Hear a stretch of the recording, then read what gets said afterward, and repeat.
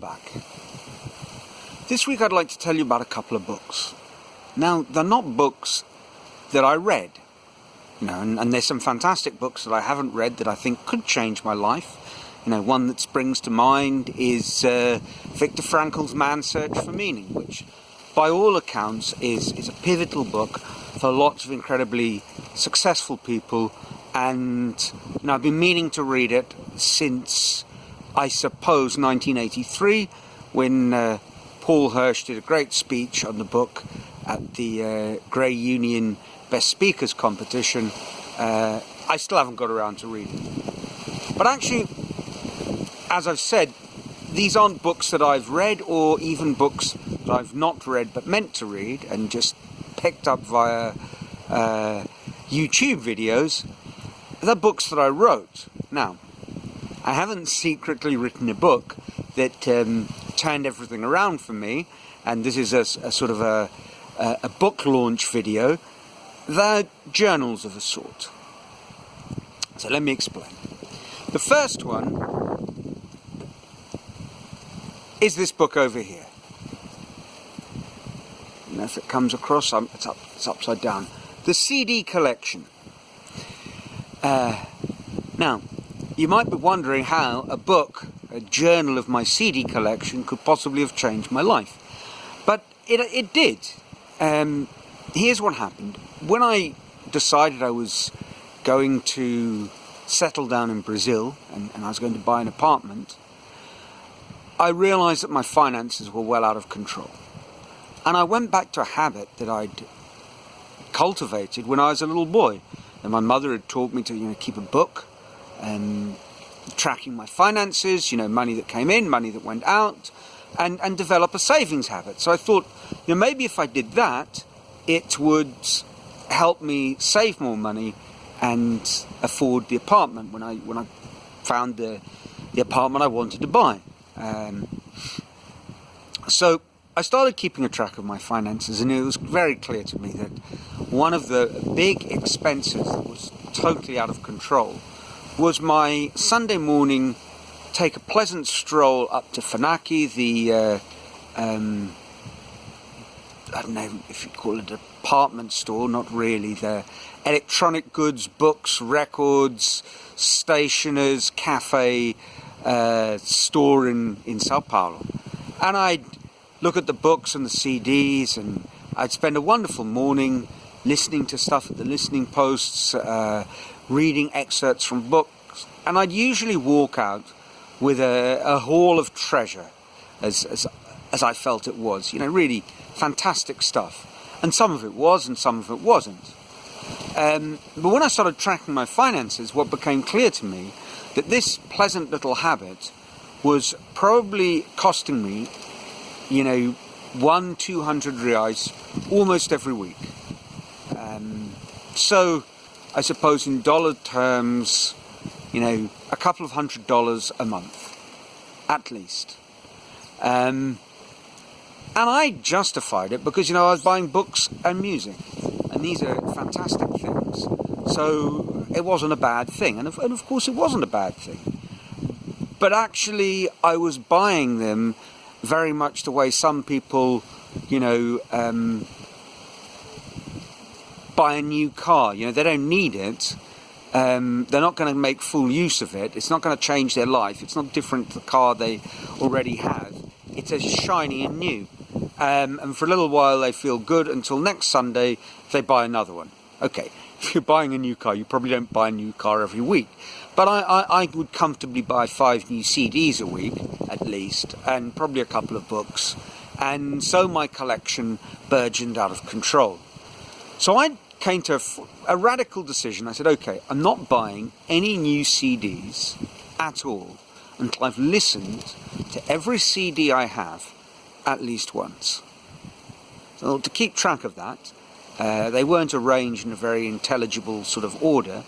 I would just start on the top shelf. I'd clear a shelf at the bottom of my CD cabinet. I'd make a pile of CDs, and as I listened to CDs, I would put them back into the shelf, and I'd record it in my book. And here it is, started in August 2007. The first CD I listened to was Buenos Electro Aires. The 232nd CD was Electro Sao Paulo. 260 something is the Sneaker Pimps. 600 odd I was listening to Teresa Cristina. The last entry in this book, because I think I did a few others, the last couple of entries were Stevie Ray Vaughan and Friends, the B-sides, Arcade Fire's album Neon Bible, and Orapa Mundi. You know, that was CD 960, but it went on for another couple of hundred more in another book which eludes me. The thing was, you know, this took me 8 months. You know, it was a pretty. Eventually, it became quite a quest, a sort of my Mount Everest of a very, you know, small plastic box variety. And I suppose 8 months, based on my calculation, was probably in the region of anywhere north of 5,000 reais, you know, $1,500. Now that didn't in itself enable me to buy a better apartment. I have a significantly bigger deposit.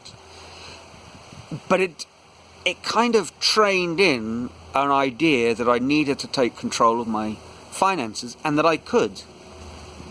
And it made a dramatic difference in many different ways. I think, you know, I started appreciating what I'd got more, and I think it made me realise how what I thought was a sort of, you know, me in touch with culture was actually just another kind of consumerism form run wild.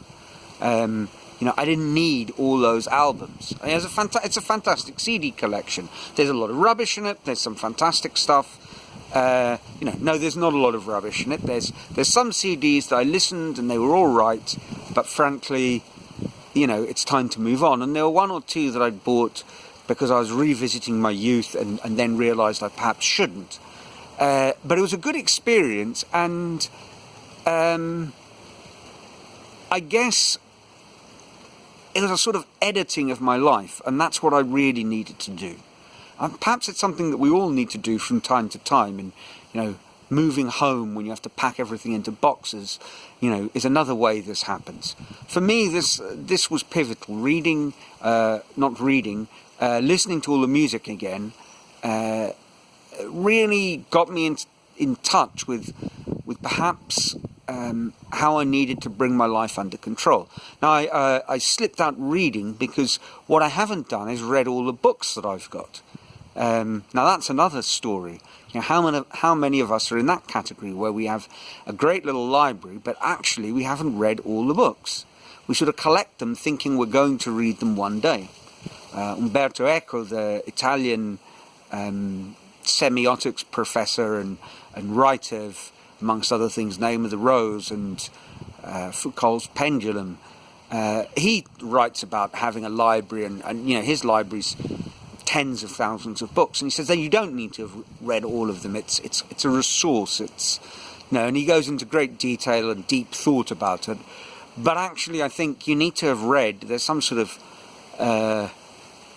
Goldilocks number where, you know, if you haven't read that many of the books in your library, probably your library is decoration rather than illumination. So perhaps I need to get onto the reading activity next. So that was the first book that kind of started me on the road to, I think, rethinking and completely changing my life. Now here's the second. It's my little black book. Now, what's in the little black book? You know, is it full of salacious tales of my past, my misadventures? You know, or perhaps even more fantastically, you know, actually I've made a pact with the devil. You know, this has Beelzebub's contact details and a copy of the contract that I'm going to share with you. You know, well, you'll have to wait till next week to find out. I'm going to create a little tension. And next week I will tell you all about the second book that really has changed my life. Until then, you know, let me know what you think about this video. Feel free to be cruel and merciless, or just pop a like to let me know that you saw it and you enjoyed it. That would be nice. Also, a little bit of advertising. On Friday, I'm going to release the second of my David of the Northeast art series, talking about my latest art project. Now, it's quite possible that you haven't seen the post of the first one, because I believe only 5% of my friends out there actually see a posting when I make it. You know, maybe this number's wrong, but I've been led to believe that's the case. So if you haven't, have a look on my page, and you know, on Friday it'll be episode number 2 of David of the Northeast, and what's in the little black book will be made clear next week. Until then, ciao.